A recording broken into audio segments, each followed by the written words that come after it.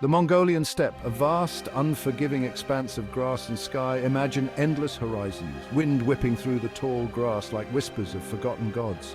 This was the world of Temujin, born into a time of tribal rivalry and bloodshed. This unforgiving landscape would forge a leader unlike any other. A leader who would unite the Mongol tribes and unleash them upon an unsuspecting world.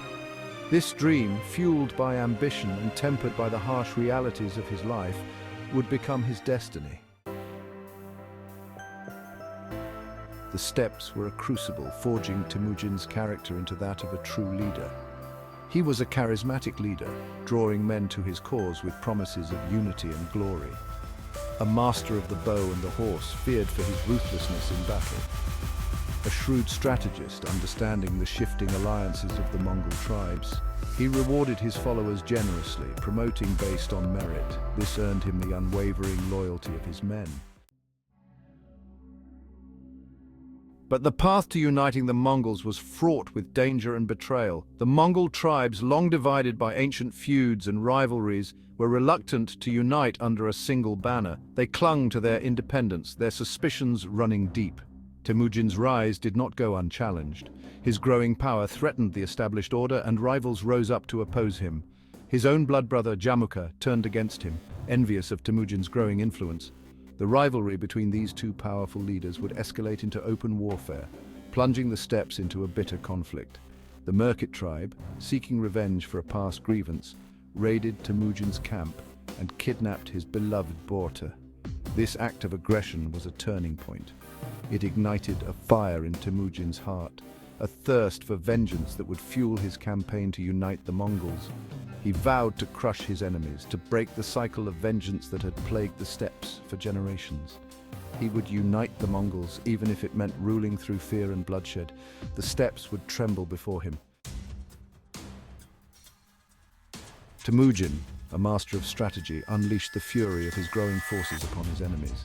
He understood the importance of mobility and surprise.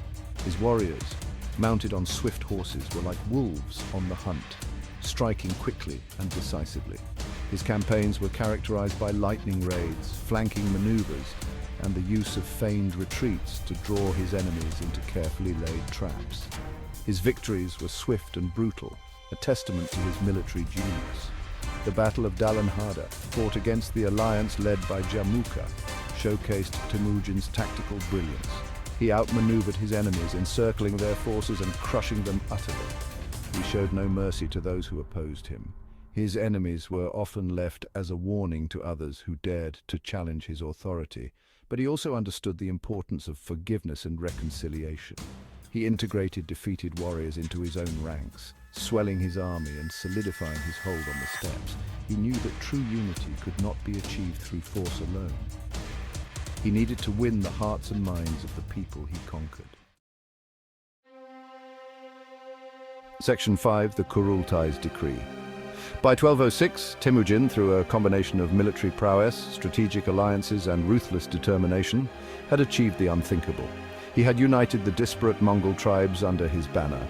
The steppes, for centuries a battleground for warring clans, knew a fragile peace. The stage was set for the birth of an empire. A grand Kurultai, a gathering of Mongol chiefs and nobles, was convened on the banks of the Onon River. This was no ordinary gathering. The air crackled with anticipation. The fate of the Mongol people hung in the balance. Temujin, the unifier, the conqueror, the man who had risen from the ashes of his father's legacy, was to be formally declared Khan of the Mongols. The shaman, cloaked in the furs of sacred animals, conducted ancient rituals, appealing to the spirits of the sky and the earth to bless this momentous occasion. The pronouncements echoed across the steppes, carried on the wind to every corner of the Mongol world. A new era had begun. Section 6. The Spirit Banner Flies. Temujin, no longer the ambitious young warrior but the undisputed leader of the Mongols, accepted the title of Genghis Khan, the oceanic ruler. The title was apartment.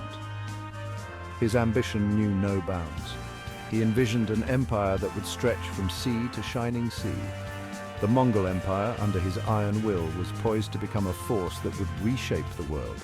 The black nine-tailed banner, symbolizing Genghis Khan's authority, flew proudly over the Mongol hordes. It represented the unity of the Mongol people, their shared destiny under the rule of their Khan. Genghis Khan, a pragmatic leader, understood that to maintain his grip on power, he needed to keep his warriors occupied.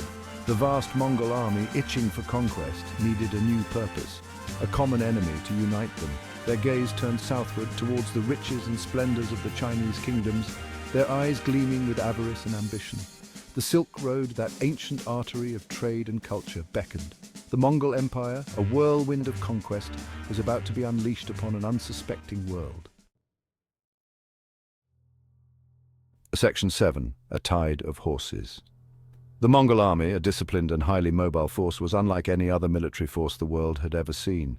Their strength lay in their mastery of mounted warfare. Mongol warriors raised in the saddle were expert horsemen, capable of firing arrows with deadly accuracy while riding at full gallop. They were masters of the feigned retreat, a tactic designed to draw their enemies into deadly ambushes. Their horses, small but incredibly hardy, could survive on the meagerest of rations and cover vast distances at remarkable speed, allowing the Mongols to strike swiftly and unexpectedly. The Mongol army was organized into units of 10, 100, 1,000, and 10,000, a decimal system that allowed for remarkable flexibility and coordination on the battlefield. This organizational structure, combined with their superior horsemanship and mastery of logistics, made the Mongol army a truly formidable force. They were the masters of siege warfare, employing Chinese engineers and innovative tactics to overcome even the most formidable fortifications. Section 8. Whispers on the Silk Road. The Mongol conquests were swift and brutal. Cities fell, empires crumbled, and the world watched in awe and terror as the Mongol war machine carved a swathe of destruction across Asia. The Khwarezmid Empire, a powerful kingdom that controlled vital sections of the Silk Road, learned this lesson the hard way. Their defiance of Genghis Khan's authority would prove to be a fatal miscalculation. The Mongol invasion of the Khwarezmid Empire was swift and merciless. Cities like Bukhara, Samarkand, and Urgench, centers of Islamic learning and culture, were put to the sword. The Mongol Empire under Genghis Khan's rule was not an empire of assimilation or conversion. It was an empire of conquest, driven by an insatiable thirst for land, wealth, and power. Their methods were often brutal, designed to instill fear and break the will of their enemies. But amidst the bloodshed and destruction, Genghis Khan also demonstrated a surprising pragmatism. He valued loyalty and competence above all else. He welcomed scholars, artisans, and merchants from conquered lands into his realm, recognizing their value in building a strong and prosperous empire. Section 9. Legacy of the Steppes. Genghis Khan's reign was marked by both unprecedented brutality and a pragmatic approach to governance. He established a legal code, the Yasa, which aimed to bring order and stability to his vast empire. He promoted religious tolerance, recognizing that diversity of faith could be a strength, not a weakness. He established a system of relay stations, allowing for the swift transmission of messages across his vast domain. He patronized trade, understanding that a vibrant economy was essential to the empire's long-term prosperity. The Silk Road, once a conduit for conflict, flourished under Mongol rule, connecting east and west in an unprecedented exchange of goods and ideas. Genghis Khan's empire, built on conquest and ruled with an iron fist, inadvertently ushered in an era of peace and prosperity across much of Asia. The Pax Mongolica, a period of relative stability and security, allowed for the free flow of trade, ideas, and people across the Mongol-controlled Silk Road. Section 10. Genghis Khan, a legacy forged in fire. Genghis Khan, the boy who had once scoured the steppes for scraps, had risen to become one of the most powerful rulers in history. His empire, a testament to his ambition and military genius, stretched from the Pacific Ocean to Eastern Europe. He had united the Mongol tribes, ending centuries of internal strife, and unleashed them upon the world. His name, forever etched in the annals of history, evokes both awe and terror. He was a ruthless conqueror, a pragmatic ruler, a complex figure who defied easy categorization. By the time of his death in 1227, the Mongol Empire, a force that had seemed unstoppable, was poised to expand even further under his successors. The legacy of Genghis Khan, the boy from the steppes, is a complex and enduring one. He was a product of his time, a man who rose to meet the challenges of a harsh and unforgiving world. His story is a reminder that even in the most desolate of landscapes, ambition, fueled by vision and tempered by experience, can flower and reshape the destiny of nations.